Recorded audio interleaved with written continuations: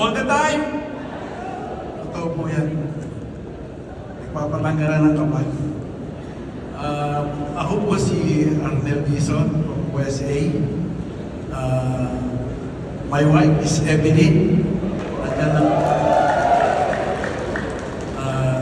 Nag-graduate po kami na CLB 1994 sa St. Peter, St. John, Paris, Potrero, Malabon. At that time po, kami po ay isang magmamanok. Ako po ang taga-taga ng manok sa palengke. Si Mrs. ko naman ang taga-sukulek sa St. Francis Market sa Inaheros. After namin matapos ng 2 years formation track, na-invite po kami mag-serve sa Kids for Christ as coordinator at sa iba pang level ng snack noong mga bata pa sila. Kaya yung mga anak po namin lumaki sa community, sa couples, sa Kids for Christ. Actually, yung dalawang anak ko na may pamilya na, puro sila kids coordinator. Isang cluster coordinator, tsaka isang chapter coordinator. Kaya lahat ng anak nila, Kids for Christ. Since then po, marami po kaming tinanggihang service sa mainstream. Bakit po? Noon po talagang gusto ko lang sa Kids for Christ kami kasi at least bata lang yung kaharap mo. Mas pagka-couples na parang nahihiya kami na ako, ba't ba tayo mag-handle ng couples baka mas parang ang bigat ng responsibilidad.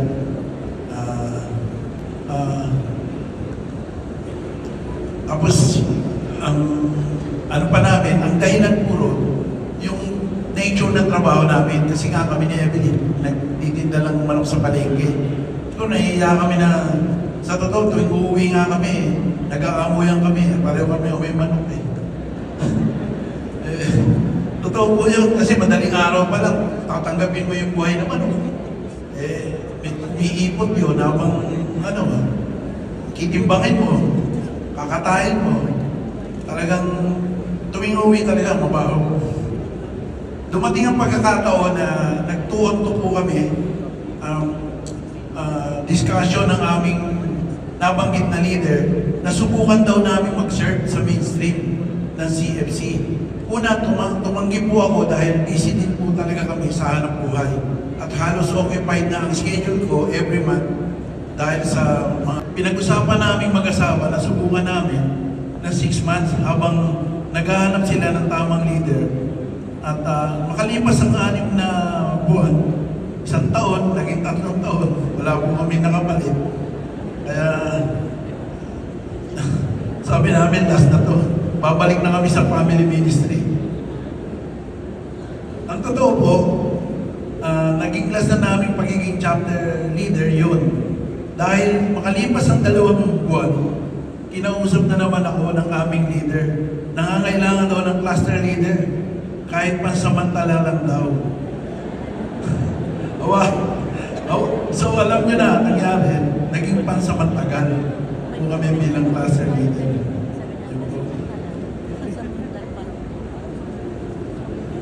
Dumating na po sa amin ang pagkakataon na itry namin daw namang mag-mission dito sa Philippine Mission. Dito nanindigan na. Meron din po tinawagan pa ako ng ating Tito Joe, yung Gini. Tanggi na naman ako, pero kayo siguro hindi nakatanggi kay Tito Joe. Ako nakatanggi. Napakabat ko, no? Tanggi na naman. Tuwing tatanungin ako.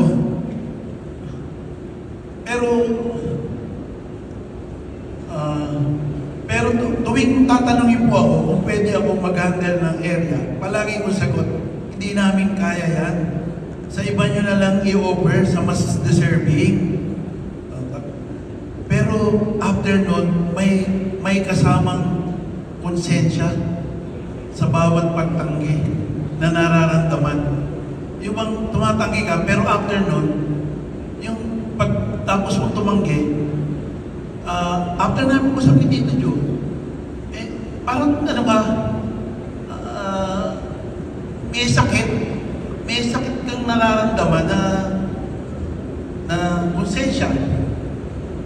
Makalipas ang ilang taon, may vacancy sa NWL, baka daw pwede nyo subukan. Very firm ang sagot ko, di po kami pwede. Still nandun pa din yung sakit na naman ng konsensya. Parang yung konsensya, pabigat sa dibdib ko. Pero sa kabila nun, pinipilit pa rin niya kami.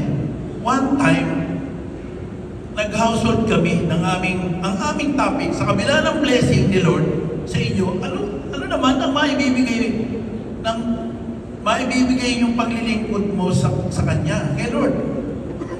Doon na po, na-recall lahat yung mga nangyari sa akin. Sabi ko, sa kabila nga ng mga blessing ni Lord, siyempre, count your blessing. Nung naging chapter coordinator ako, naparaming blessing na binigay. Nagkaroon ako ng company. Nung naging SGT ako, isinilang yung Lucias. Nung naging area head ako, sinilang yung events place, yung Vista Pina. Kaya sabi ko noon, sa kabila ng blessing ni Lord, guilty po ako sa tanong. Since then, nakonsensya po ako, kaya pinangako ko kay Lord na hindi na po ako tatanggi ulit.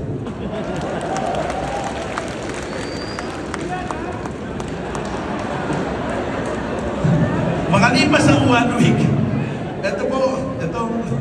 makalipas ang 1 week, tinawagan ako ng aming leader. Sila po ngayon yung sector head, Brother Jimmy, Sister Nene. Sinabi niya, bro, alam mo, nagulat ako. Pero naalala ko yung pangako ko. Di ka natatanggi. Kaya sinabi ko na lang, ay ganun po ba? Tapos, mamaya, kinabukasan niya ako.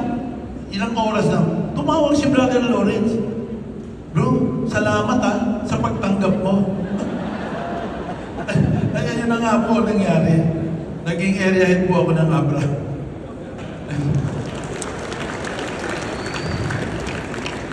At tinanggap ko naman po ng maluwag sa aking kalooban. Dahil nakakaya na talaga. Ang Panginoon po pala, hindi nagtatanong kung pwede ka. Basta sasabihin na lang na ikaw na. Katulad ng gospel nung last Sunday, si Pedro, sa gitna ng kabisihan, di ba po, sa gitna ng kabisihan ni Pedro, ginawa siyang fishers of men. Di ba po? Tinawag siya ni Jesus, ginawang taga-pamalakayan ng tao. Kaya po, kayo dyan, pag kayo tinawag, wala po, kahit po hindi ka equip, pag nais ng Diyos, thy will be done. And God will provide. Thank you. Praise God. Amen.